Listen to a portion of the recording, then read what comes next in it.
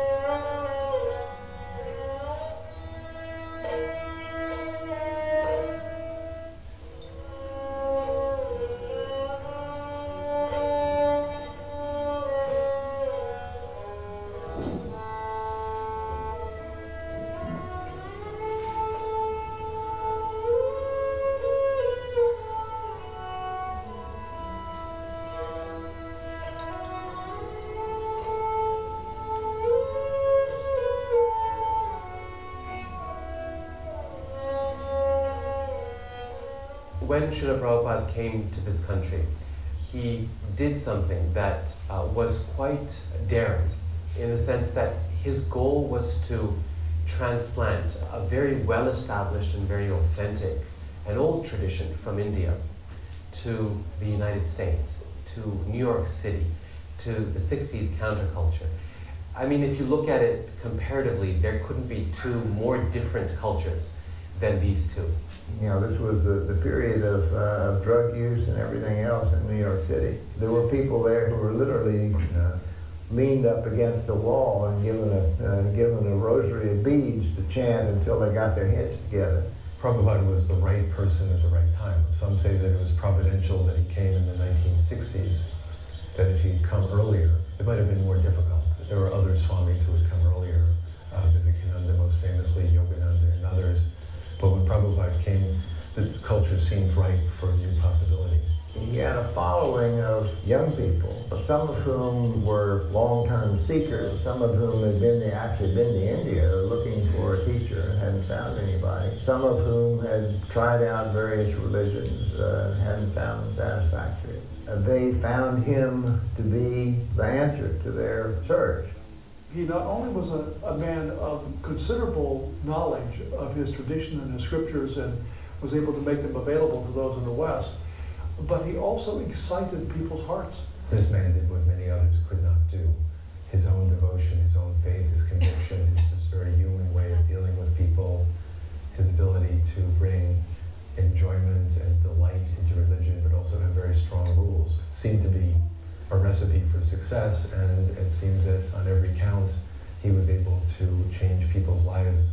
I didn't feel that I had necessarily found something, but I did feel that the philosophy was very comprehensive and very intriguing and very holistic, and gradually I started to change. My first encounter with what is now called ISKCON was when I went to 26 2nd Avenue in New York, which is the storefront temple that Prabhupada had just recently, a few months before, started living and working in. And there was, in the window, there was a sign propped up on the windowsill that said, International Society of Krishna Consciousness. And I looked at that sign, and I thought, you know, we're standing in front of a storefront church in the grubby, rundown Bowery district in New York. And here's this sign saying, this is the International Society for Krishna Consciousness. Yeah, this is ridiculous. One day, someone arrived at my place. I was living in near where Prabhupada started in the Bowery, and had a paper that was the incorporation of ISKCON, which I signed without reading very thoroughly, but I felt that it was a good thing that Prabhupada was incorporating his society. I didn't know what it would mean for the future.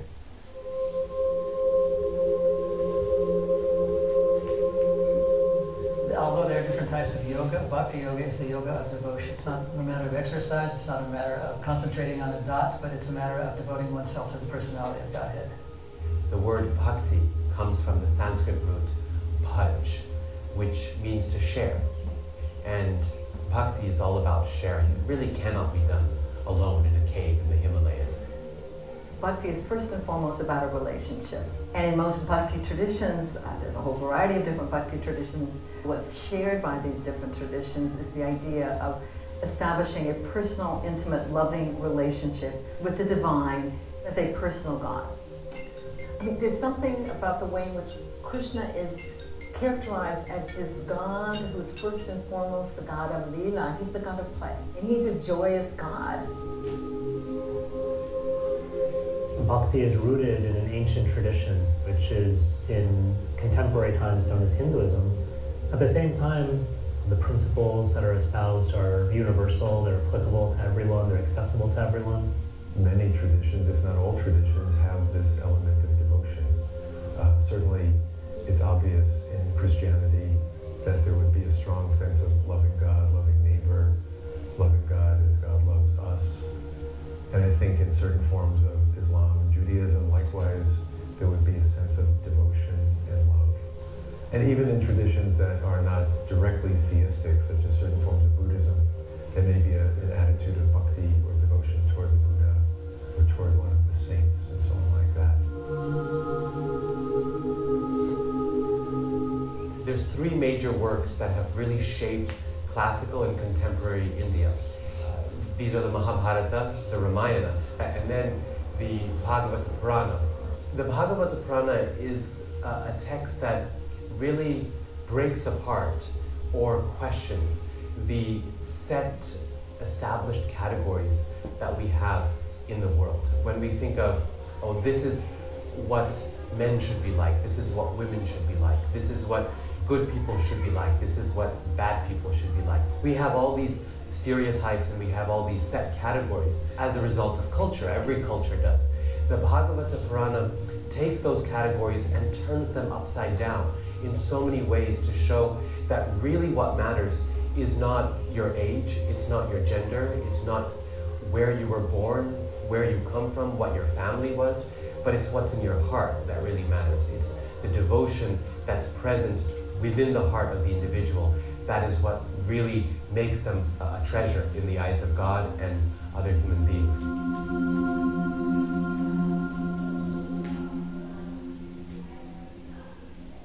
One thing I've noticed is that the Krishna temples have spread and are firmly rooted and solidly based. There are a number of them now. So that really is a very solid root. So I think that will continue. Yeah, but I'm wondering what future is there? What's the future of religious observance so technical as this, so complicated as this, requiring so much sophistication? How far can that spread? The perception of what ISKCON was almost non-existent. It was just a few people in a storefront, and there was an Indian Swami lecturing, and that was about it. I don't think that they realized that it was anything more than that. ISKCON began a small but dedicated group of followers who saw themselves as being very different from their surrounding cultures. And that was important, that was essential for the tradition to take root, because traditions like ISKCON that come into a new environment have a certain passion behind them to change the world around them. And that takes dedication and often a small group of people who are ready to put their hearts into doing something different. At the same time, that also creates a very strong distinction from the surrounding culture. But for a tradition to survive in the long term, it needs to integrate. Not integrate too much, otherwise it becomes lost in the surrounding culture. But integrate enough where a community can grow. It's not an isolated pocket, it's not an island. ISKCON has gone from a community of monks and full-time practitioners living in ashrams within temples to a much larger group of devotees who live and work in the world, but at the same time maintain their practice of Krishna consciousness.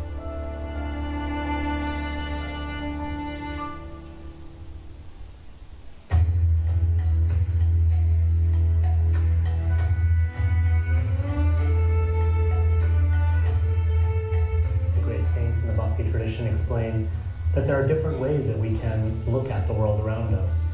For instance, someone can look at the world as something that's meant for their enjoyment, for their exploitation. I think certainly we've seen a lot of that, especially in our modern times.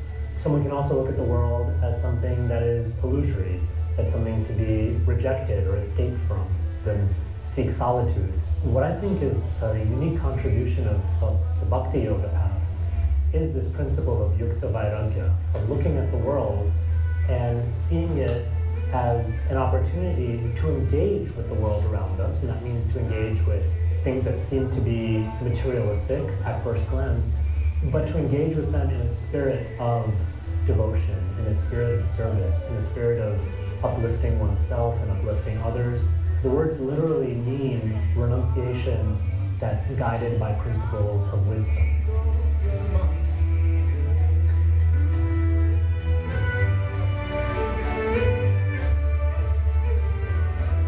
I grew up in a very wealthy family. Ever since Henry Ford, my great-grandfather, made his fortune, he's given a lot of it away. He and my grandfather, Etzel, they formed the Ford Foundation, which at one time was the largest foundation in the world, and they do work all over the place. So I was always in that frame of mind that if you have money, you have a responsibility.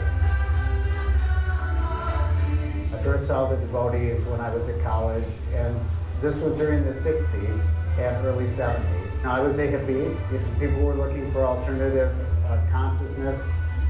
I was initiated by Srila Prabhupada in 1975. I was in Detroit when Prabhupada came to visit, and he was describing in detail about the Temple of the Vedic Planetarium and his plans for Mayapur. And so he asked me at that point, he said, "What do you think of this?" I had never been to Mayapur, never heard of it actually. So I said, "Oh, it sounds very nice." And he said, "Oh, good, so you can help finance." So I'm doing my best to see that that happens.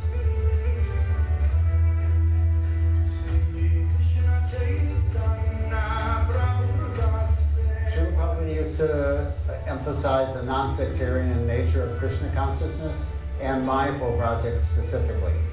That people from around the world were all related. You know, there's certain principles from the Bhagavad Gita that are universal. They're applied to everybody. We designed the temple in such a way so that people who want to come here and worship Krishna, we have the main temple room.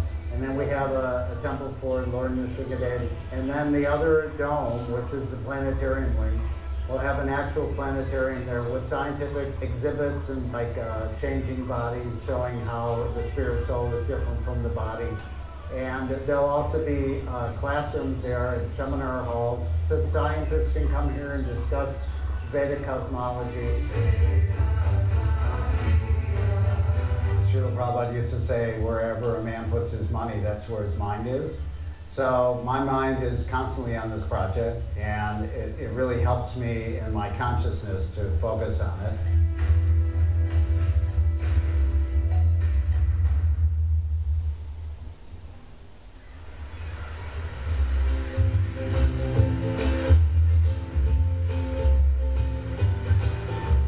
Not that long ago, it was kind of unheard of to have a vegetarian restaurant. And I would dare say that Hare Krishna are probably the first people in Australia to do one. And now, places like the Gold Coast, there's so many.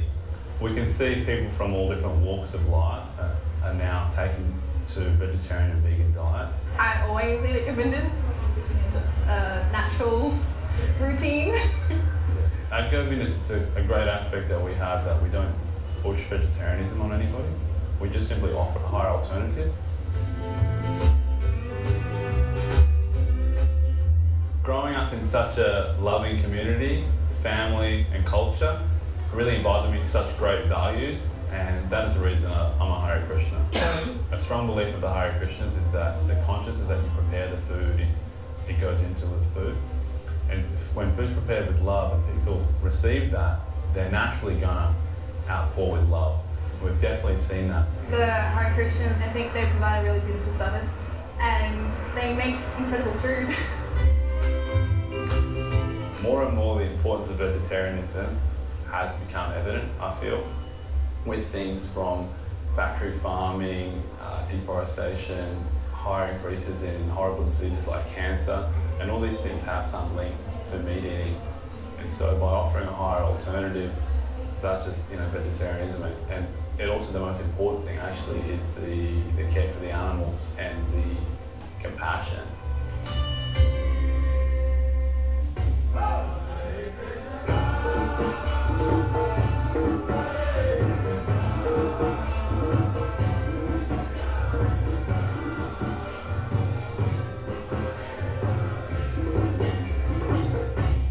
Teachers, great saints and mystics in the Bhakti Yoga traditions point out that of all of the practices that one can do, of all the various ways and paths and means of connecting with the divine, of connecting with Krishna in a spirit of love and devotion, chanting, particularly through kirtan, is the most essential and in some ways is the foundation of all the others. So kirtan is a Sanskrit word which in its most literal sense means to glorify. This is a glorification that's very much coming from the heart. This is not platitudes or giving someone a lukewarm compliment. This is when you are head over heels in love with someone and you have to shout it from the rooftops and you have to proclaim it and just sing their glories, everyone you meet, because it's overflowing from your heart.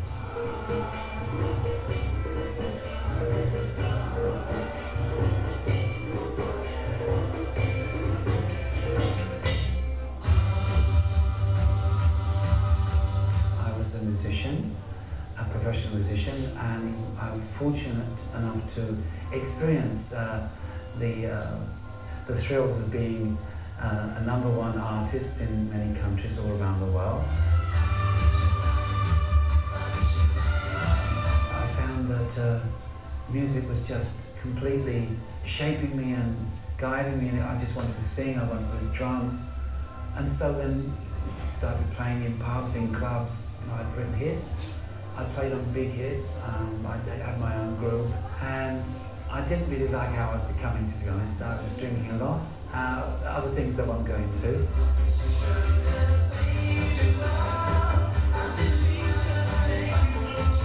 I could feel myself losing my soul, actually. I could sense that I was losing something with every gain material that I was making.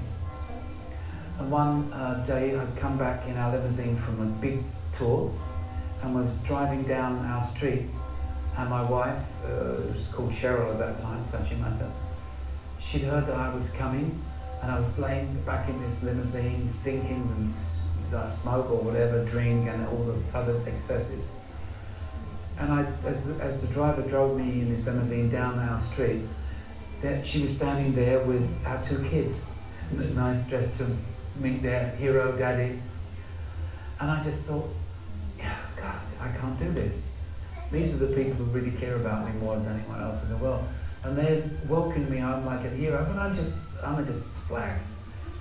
And so from that point, I really kind of decided to change my ways. I left. I said, guys, I've had it. I want to pursue healing and helping people, and I want to find God. My wife became very interested in the devotee, which I was quite surprised because I thought they were a little bit nuts. and didn't really want to be so associated with them. But she's always been cleverer than me and more perceptive than me. So she said, no, this is the turning point in your life, this is what you're looking for. And indeed it was.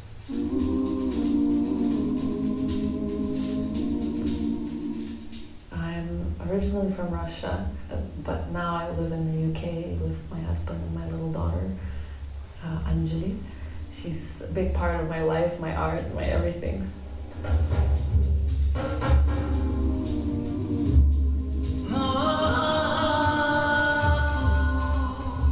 I went to a music college where I studied traditional folk Russian music.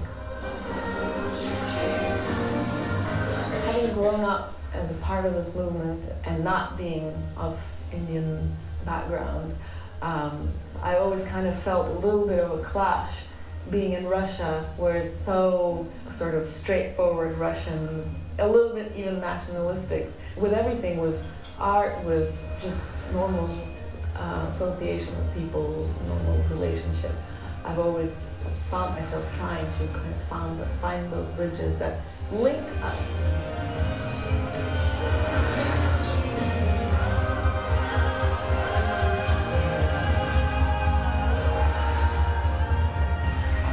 Engaging my drumming and my other abilities for Krishna. I wasn't sure whether I should be or shouldn't be, but it just felt natural. I realised that it's the essence of being Vairagya, is to engage what you have, not to sit on it or to repress it. And I don't think I could have. I think I'd have been too miserable, because I'm such a hedonist and I like to have fun. I like to do the things I like to do. I've done lots of different albums over the years. And then I did this thing called Mantra Choir, where invoking Krishna's mercy by singing his names. The reason for Mantra Choir is to create music that's more attuned to a Western ear. So it's an Eastern process, and as beautiful as the Eastern process is with tabla and mridanga and harmonium, somehow or other I'm just too much rock and roll. Can't get rid of it.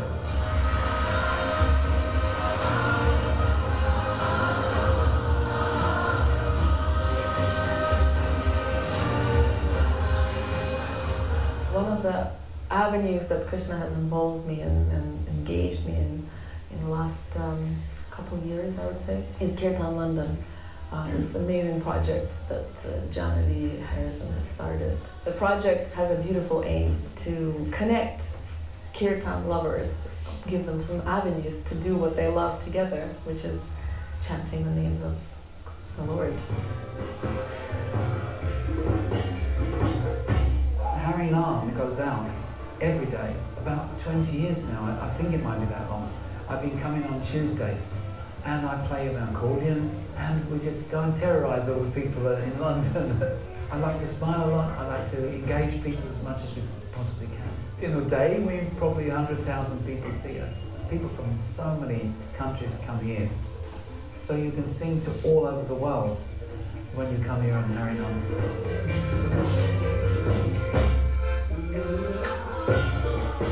I've travelled now pretty much most countries of the world and led Harinam or been in the Harinams. And everywhere, pretty much everyone appreciates it. They know that we're good people, and then they appreciate the fact that we are trying. Some people do, but people may not realise that they're in a compromised position in this world. That they're not this body, they're not their problems, they're not their circumstances, they're Atman. So Atman is the self, the true self, the soul, which sits within Nama. And it's been grossly neglected. The medicine is to reconnect with their Atman. That sound vibration within the names of God is the process by which it can actually be re-enlivened or awoken. And so we go out singing those names so that we at least drop the seed in. And so one lifetime or another it will come awake. The seed will fructify and they'll think, let me check out this. Maybe there is something in Jesus. Maybe there is something in life after death. Maybe I'm not this body. Maybe those Hare Krishnas are mine. And in one lifetime that will happen. I'm totally convinced of that. This is a serious process.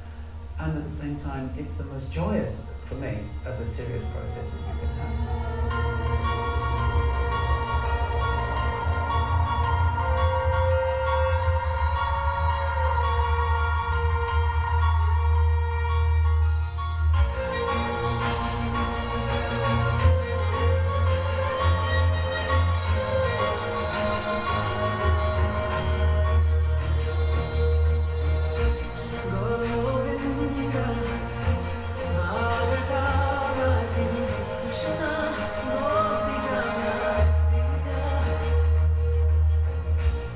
My recent album, Inevitable Time, we presented to quite a wide audience with an amazing Samadhi dance company from Amsterdam who put together 4 beautiful dances for the music of the album. We thought, well, what could be better and bigger than the main epic of India, Mahabharata, that we all know and that a lot of people would be interested in hearing the message of. I think anything could become sacred only by our intention. So if we put the right intention into music, if your goal is to please the Lord, and also if you chant in order to serve, that makes music sacred, makes your singing sacred. As far as I understand and as far as I believe, Srila Prabhupada really wanted to share what he had. So I think if I share even a little tiny piece of what I got, I'd be doing my duty and I would be doing the best for myself and for others. The purpose of my life, I feel, is to realize truly who I am. And I think I'm in the right place. I'm doing what I think I should be doing, which is spreading the holy names around, sprinkling them out as much as I can.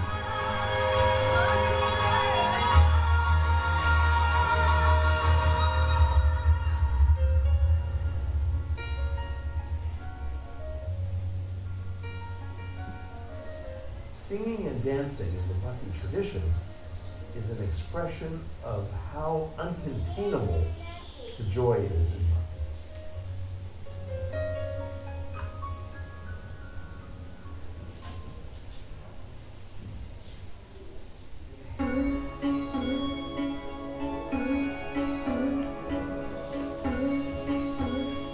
How can we connect our spiritual practice to engagement, to making the world that we live in a better place?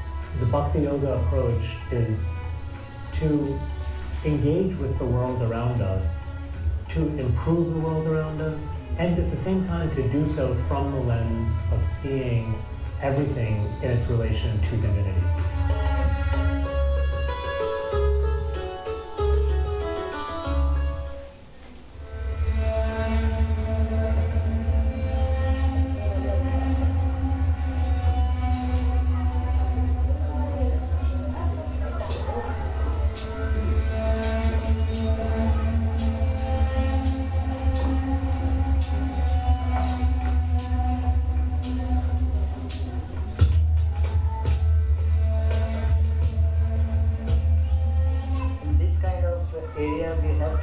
Convince the parents to send their children to school, and in school we give them food and all so that they can eat and study, because most of these parents, they don't have any sufficient food to give their children.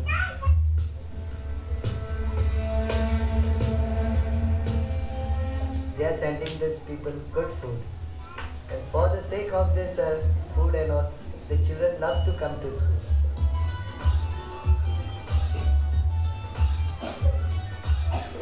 We started this project in the year 2004. It was a very humble beginning.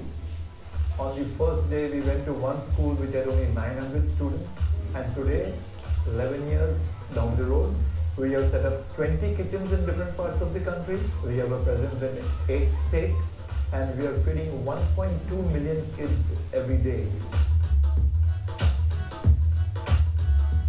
This program is actually a project of the Government of India. Now, they have targeted the beneficiaries for this project are those students who cannot go to the affluent schools. These are the free schools. the municipal schools, the government schools, the slum schools. Before the food started, there were 20-25 children used to come for study. And now as soon as the food was started down, now we have more than 200 children eating and studying here.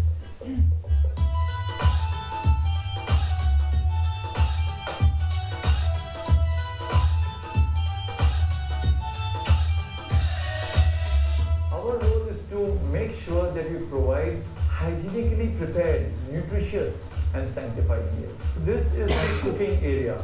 And you see these beautiful vessels, these are all stainless steel, food grade vessels. It is the steam which cooks the food. So the nutrients, the vitamins, they are retained 100%. So our day really starts very early. At 2 in the morning, our cooks have already started putting on the boiler, cutting the vegetable, cleaning the grains and started cooking. By 7:30 in the morning, the first vehicle rolls out and it goes to the schools, distributing the meals to each school. We have 15 routes. So on each route, whatever the schools are, the list is given to the driver and the helper. They drop the meals. At the end of it, on the way back, they collect the empty containers and they bring it back for washing. Besides the government, besides the trustees, there are many well-wishers and donors who are helping us. Before we committed the funds, we had random visits to various schools at lunchtime and we eaten what is being served and we were quite happy. I am a Jain by religion and one of the tenets of Jainism is to fast. Okay, and unfortunately in 51 years I have fasted only once.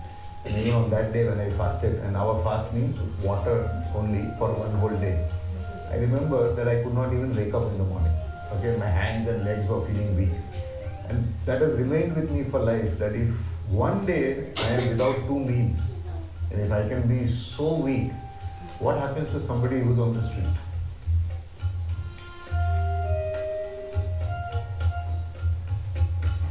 Anamrita is doing a super job and Rotary has been sponsoring meals all the time. This is the most gratifying thing that I have done in 50 years. The important factor is that had these children not come to school, what would they have done? They would be taking up some menial jobs, they might come in contact with some mafia, they might pick up bad habits, they might start smoking at a very young age, they might take to drugs, they might take alcohol. So because there's a lack of education in their life, with this project, they are attracted to the school by the meal, but in the process, they are educated, and because they are educated, their future becomes bright. I come from a scientific background. I was practicing dentistry. When I met devotees and discussed Krishna consciousness with them, I was very skeptical. I was very argumentative. At times I was blasphemous. But when I heard the arguments they gave, and after I read Srila Prabhupada's books, I understood that human life is meant for something much higher than just doing what I was doing before. Seeing the smiles of these children who have these meals is the greatest source of joy for me. The satisfaction that I get, that by carrying on this project, I have been instrumental in some way to helping them and getting that 1 square meal of the day is indeed a great joy. For the bhakta, or the practitioner of bhakti, engaged bhakti means how can I manifest the love of God that I'm feeling in my heart in this world, in my relationships with the people who are themselves sparks of the same divine source that I come from. When love of God manifests in the world, it manifests as compassion.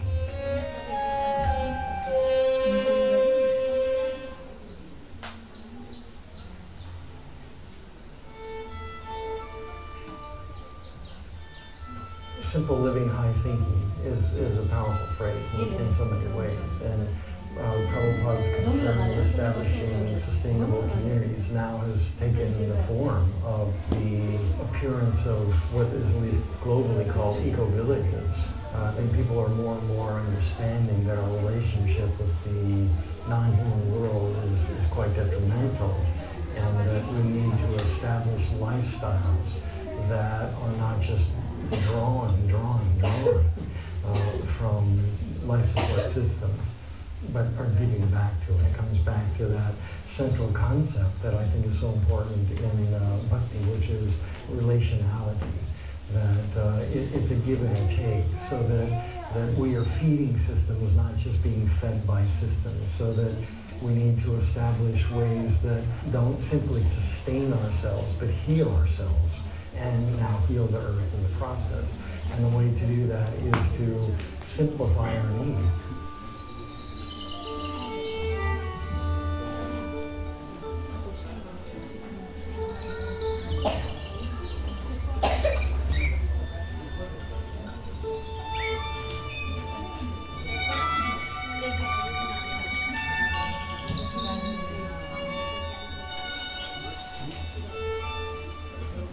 Quando nós chegamos em Nova Gokula, em 1978, Nova Gokula era uma fazenda de latifúndio, né? Os ex-proprietários plantavam café e cana-de-açúcar.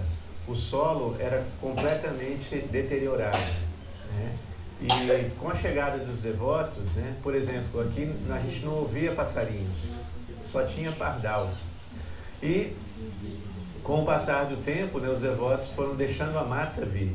Então a mata entrou, nós plantamos muitas árvores também, muita árvore foi plantada. Com o passar do tempo, né, com a mata chegando em Nova Gokula, o corredor de fauna veio novamente. Então os passarinhos começaram a vir, né, e também especificamente nós começamos um projeto aqui em Nova Gokula, oficialmente em 2008, nós entramos em contato com o IBAMA. IBAMA é um órgão do governo no Brasil que cuida do meio ambiente. Oferecemos, né, a comunidade para um projeto de soltura de pássaros. No Brasil, há muita corrupção, né, muito tráfico. O que alimenta o crime no Brasil é armas e drogas. Mas o terceiro tráfico que mais alimenta o crime no Brasil é o tráfico de animais. E em Nova Gokula, ela está colaborando, né, para eliminar, né, o tráfico de animais, né, principalmente birds, né, pássaros. Tá? Então, o IBAMA apreende os pássaros dos traficantes, né, e os pássaros vêm para cá e ficam nos viveiros, né, em pré-aclimatação durante 10, 15 dias. Então, são os pássaros que nós soltamos aqui, em Nova Gokula, são pássaros nativos da região. Se não for da região, nós não aceitamos o pássaro, para não haver um desequilíbrio ecológico. Então, no Brasil, nós temos assim milhares de espécies de pássaros. E o pássaro mais comum é o canarinho da terra, e ele estava em extinção em 2008, não existia mais. E esses pássaros chegam aqui, às vezes, muito humanizados, né? Porque às vezes eles viveram na gaiola a vida toda preso. Então, quando eles chegam aqui, nos nossos viveiros, a gente tem um trabalho de ensinar eles, às vezes, a voar novamente. Porque às vezes eles nem sabiam mais voar. Então, a gente treina as asas, né, dele para ele aprender a voar, né? E quando eles estão aptos para voar, a gente abre o viveiro e ele vai livre. Né? Liberdade!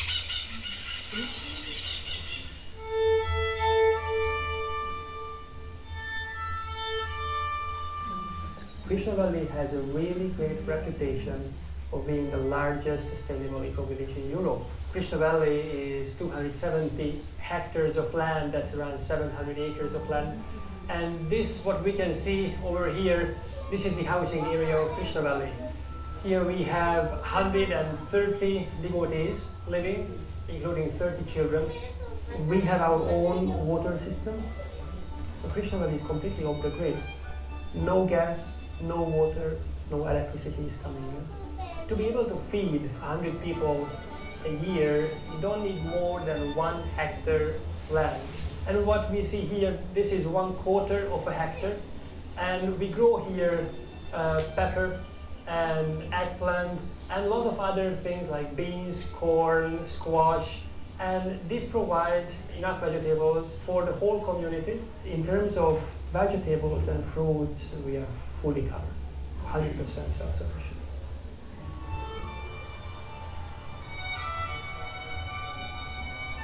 Radhe Shyam, or the altar of Krishna Valley, is decorated quite eloquently. This is a part of Radhe Shyam's flower garden that provides around 150,000–160,000 flowers every year. At the moment, Krishna Valley has 20,000 tourists every year and 10,000 pilgrims.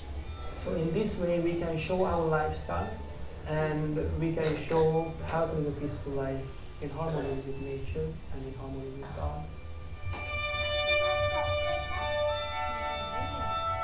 If you look at Krishna Valley at the moment, it's impossible to imagine that there was nothing here.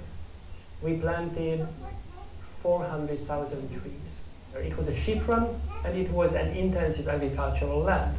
And when we moved here, we had zero experience in agriculture. I remember that story when we tried to have the pumpkin business, and we had a contract. All the devotees at the farm at that time, they were engaged in tendering the pumpkin plants. But finally the company came, and the company said that not the quantity was right for their needs, so they just did not buy anything. So we lost money, we lost the effort, the time, the energy. And there was another thing that we lost at that time, appetite for pumpkin. Because we ate pumpkin for months and months and months. But we developed quite some new recipes for having pumpkin soup, pumpkin cake, pumpkin drink, pumpkin, whatever you can imagine, everything was pumpkin. We had these kind of experiences in the beginning, but at the moment we train others. Bhakti has a great deal to contribute to human interaction with the non-human world, the world we call the world of nature, in so many ways. I think foundationally it's grounded in that Vedantic vision that we are not separate from the world, but everything is part of a unified reality. And that whole reality is a sacred reality. One of the great delusions, I think, that has gotten us into trouble is to think that human beings are somehow separate from all that. Descritos, né, no Bhagavata Purana, no Srimad Bhagavata, né, Krishna, a gente não vê Krishna caminhando, né, numa cidade como São Paulo, na Avenida Paulista, ali. Krishna está nos bosques de Vrindavana, né, junto com os pássaros. Krishna é a fonte de toda a beleza, né? E Krishna é o artista supremo, né? Então eu observo nos pássaros, né, um reflexo do poder de Krishna, de criar um ser tão belo que voa, né, e que canta, né, tão belamente.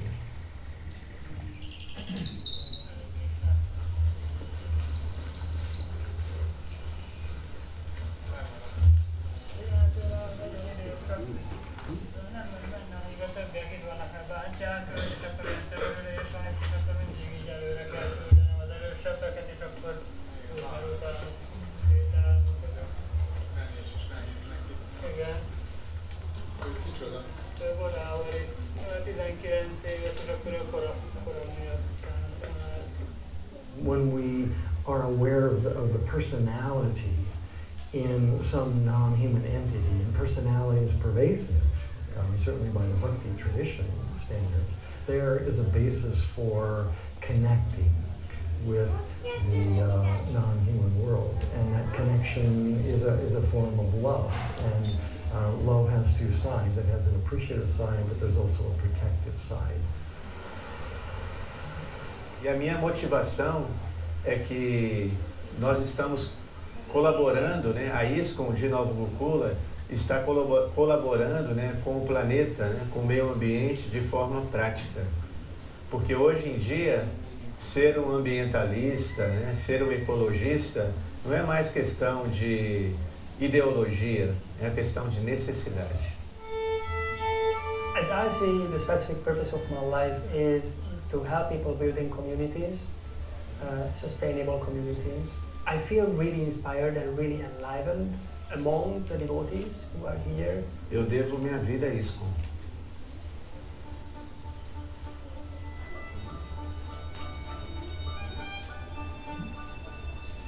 Porque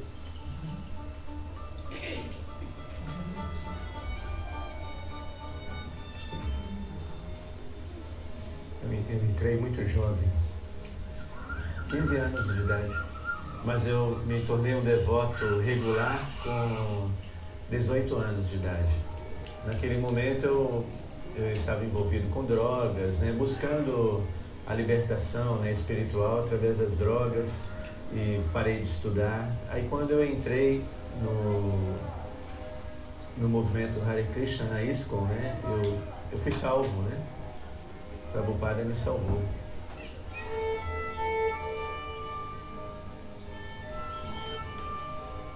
There's a maddening pace to life today, and I think simple living, high thinking is a call to taking stock of where we are and asking what have we really gained from that? What is it that gives us the most pleasure in life? And I think it's connectivity. It's connectivity to each other, connectivity to place, and we're losing that.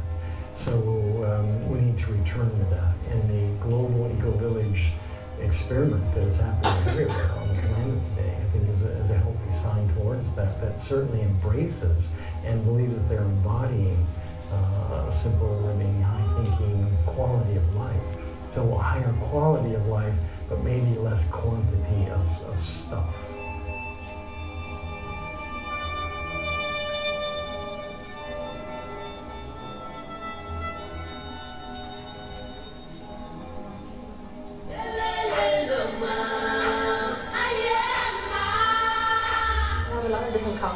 In South Africa, I'm a Zulu.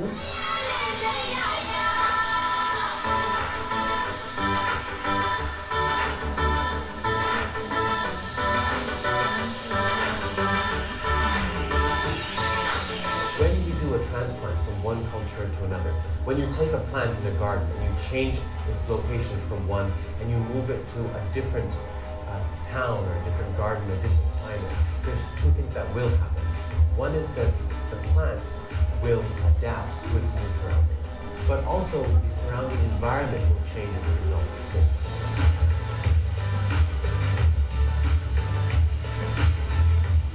Most exciting aspect is to give Krishna consciousness to it. Because when you find something very precious, you want to share it with those who you love. Prabhupada spread it all over the world, but he wanted that it should spread in every village.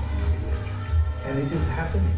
Within 50 years' time, you see how this is spreading to all kinds of places, to all kinds of countries, involving all kinds of people who practically don't have any involvement with any spiritual activity. And those individuals are committing themselves so wonderfully.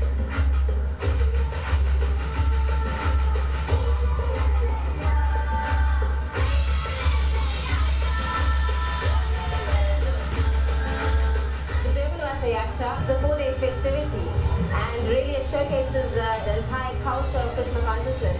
And I think it's great that we do this, especially that we come to the beach and we come to the people and we show them what Krishna consciousness is. We show them that spiritual life is fun, spiritual life is enlivening, and I absolutely love it.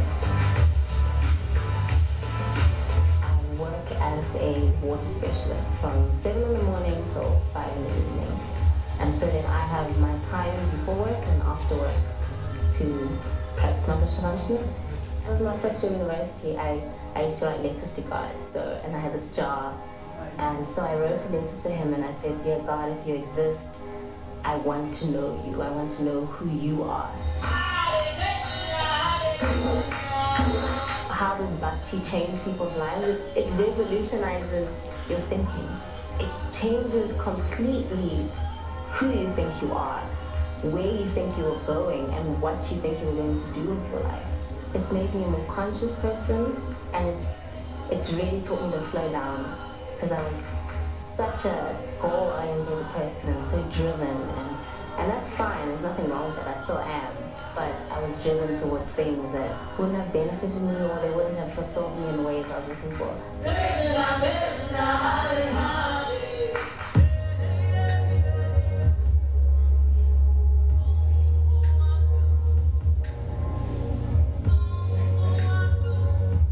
My practice of Krishna consciousness with my family has actually been very difficult. My family, they're all Christians. My mother's also a very staunch Christian. And we went through a very difficult time. It was 2014, and I had the amazing opportunity to go to India and to go sing in India and go to Vrindavan, which for a devotee is like, oh my gosh. And my mother was like, if you go on this trip to India, you are no longer my daughter. That was honestly like the most devastating thing. Oh my gosh. Yeah, it was a very difficult thing. I mean, this is my mother. This person plays love me no matter what. Did choose to go to India. I did go. It was an amazing trip. And before I went, my older sister reconciled the situation. And she's also Christian, but she was able to help my mother understand that I'm not choosing my faith over her, but this is an experience I want to have. The Zulu culture is very ancestor-driven, and it's very family-oriented. And also in South Africa, Nguni cultures have lost a lot of their philosophy, so a lot of practices are done just for the sake of being done. In my naivety, my Krishna consciousness practice, I would definitely say, no, these things are not compatible at all, because this is that, and Krishna consciousness is this. But the values that I've learned from my family, the values and the lessons and the respect, the sense of wuntu, which is togetherness or caring for each other and empathy and humanity, that's something that I definitely learned from my culture, and those are values that are reinforced in my practice of Krishna consciousness. We acknowledge our differences, we embrace them, and then we use them to our advantage. I would like to think that I am becoming a strong woman in Krishna consciousness. I'm not feeding 500 people a day. I'm not having 10,000 people chanting. You know, it's definitely not large scale, but what we've tried to do is have heart-to-heart connections with people. That's what I've understood what trying to be a devotee is. It's trying to live a life that I can give the best, which is Krishna to other people. So in a direct way, by giving a book, or in an indirect way, by being a good friend, or just being a good person. And it's about living a life of empathy and living a life of love and sharing that love.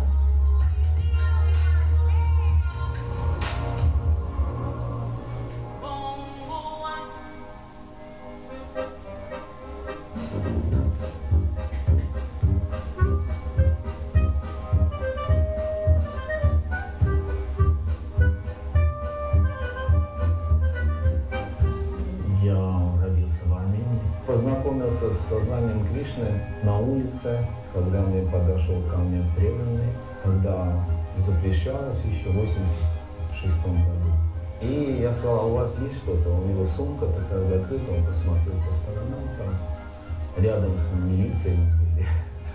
Никого не было на улице, он открыл сумку и показал мне книги. Я выбрал Бхагавад-гиту и купил. Книги — это основа. Книги — то, что я люблю. У меня есть 3 вида основных служений. Это распространять книги Шрила-Прабхупады, обучать, распространять книги. И еще женой заботиться о преданных.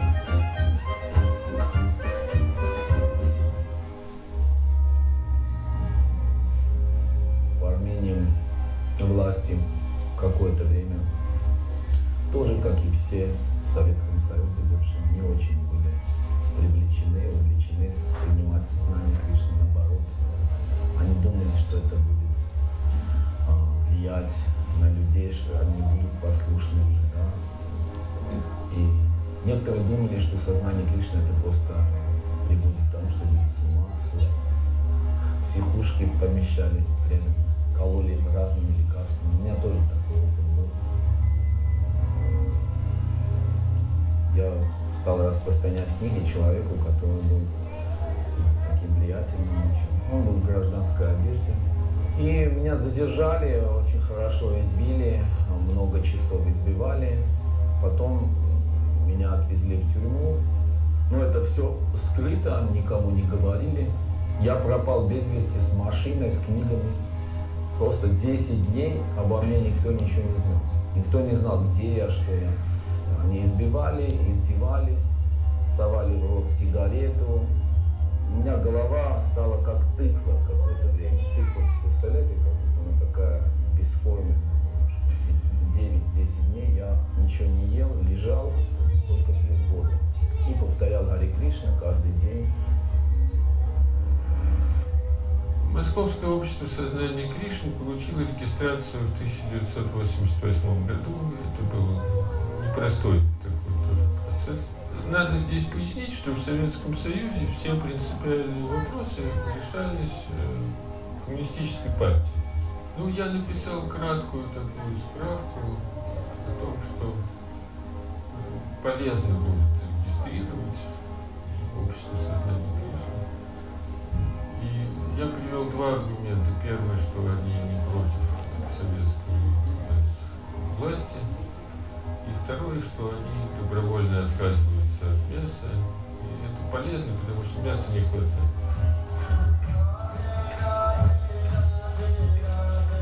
Есть ответ от Прабхупады и от Кришны. То есть на наш зов души, на наше служение, на наше желание служить обязательно есть ответ.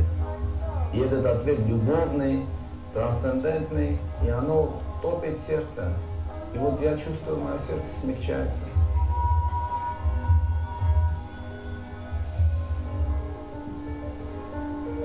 Love is also a form of wisdom, and to know more fully, to study, to be a scholar, can also be a kind of intellectual bhakti, intellectual devotion.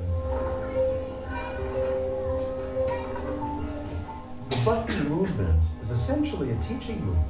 It's an educational movement.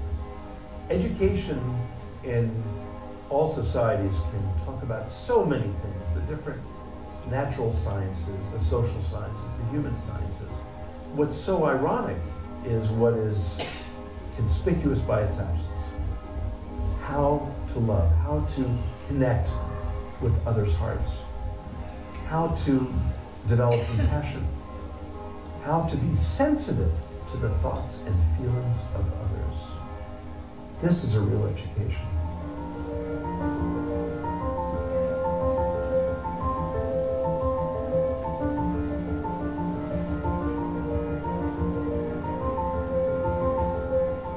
Teaching is really the reason I got into academia in the first place.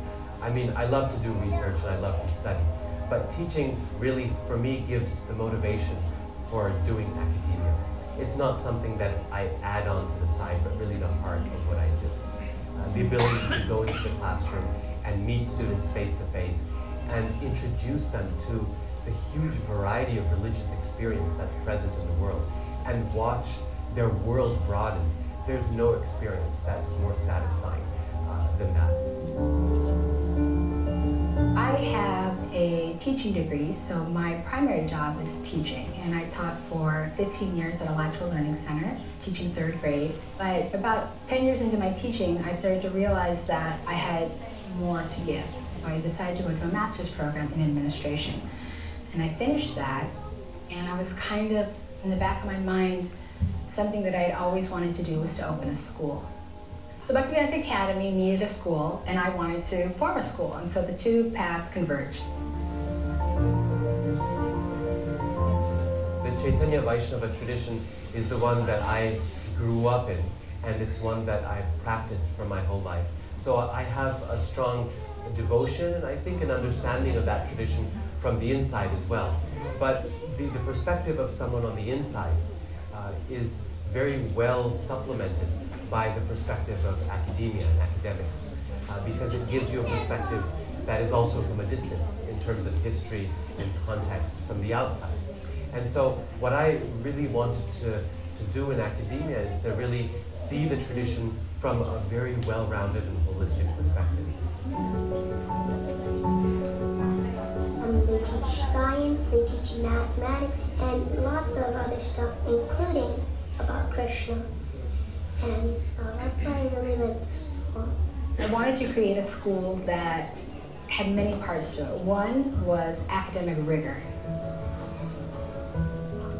I wanted something to be so devotionally conscious that when students left, they felt in their hearts that they were devotees of Krishna. That there was not a sense of, am I or aren't I? It's like, that's what I am. And then the other part was that I wanted them to have exploration. So I thought that many young people, because I worked with them in other spheres, they didn't know what they wanted to do, and they didn't know who they were, and many times it was because they had never tried things.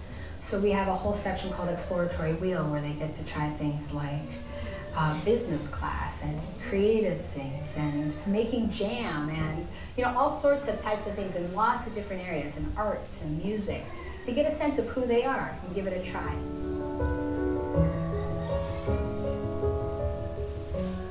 I grew up mostly in Southern California, but at about 10 years old, we moved to Illinois, and I wasn't around any devotees.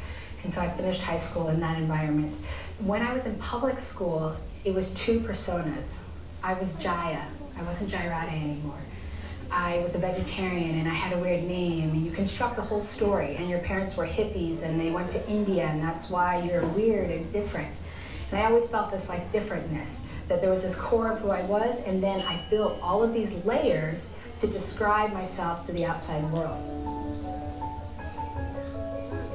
So I decided to stay in ISKCON and primarily stay as a devotee of Krishna because of a transformational experience I had. I actually believe that every young person who grows up has to have it. Like there's this moment in time where you make a choice. And for me, it was when I graduated high school. I was 16 and I was looking to do something for the summer. And my mother suggested I go out to Los Angeles and live in the ashram. I thought about that and I was like, okay, I'm willing to take adventure. I'll just go for the adventure. So I went to LA and I lived in the ashram, and it was as if it was like, wait, I can just be the core? I can just be that and it'll be okay? And then I had that like blissed out experience. It was like I was integrated for the first time, that my outside and my inside matched. And I knew I was home then.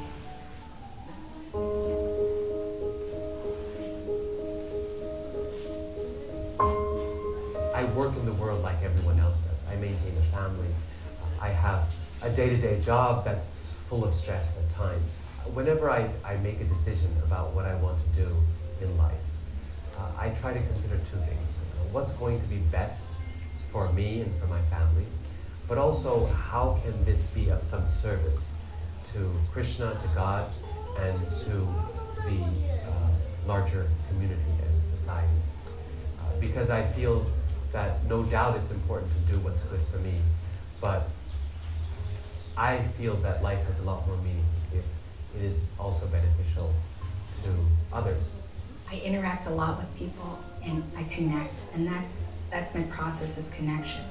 So it goes the same with my relationship with God. Like, I want to connect. I try to see everything in relation to Him. So if I'm struggling, I'm calling out, and if I'm not, I'm expressing gratitude. I'm always trying to incorporate a spiritual understanding within my life. My greatest fear in my life, I used to think, was failure. But I'm really getting pretty good at failure in a lot of ways. And so I realized that my greatest fear is not dreaming high enough, not reaching high enough so that I'll just be complacent and satisfied. I'm a person who loves being with others and finds meaning with others. And I think that's also at the heart of bhakti.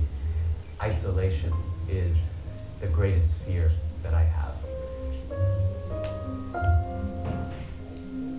My mother was pregnant when Srila Prabhupada passed away from this planet. She was pregnant with me.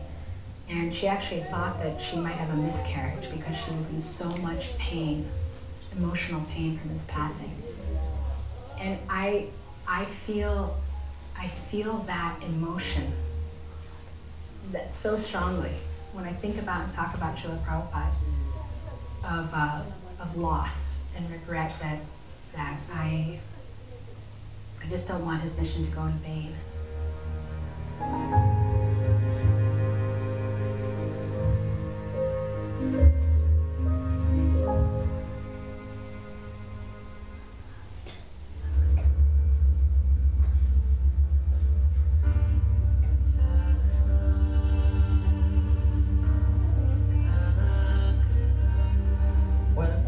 Signed the incorporation papers in New York, I had absolutely no idea that it would develop into a worldwide movement.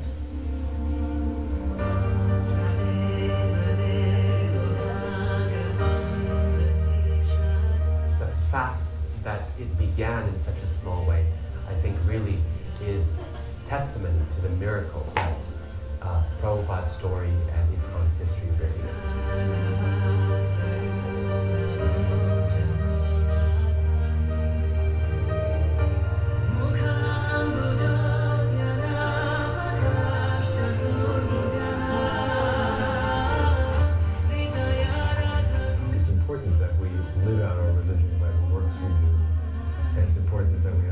Wisdom and knowledge in our traditions. But I think for most of us as human beings, flesh and blood human beings, this element of devotion and heartfelt participation is also part of something, anything that's fully human. I am Krishna's and he is mine. And we have this loving relationship. Get into that and enjoy that. So that for me is, that's it.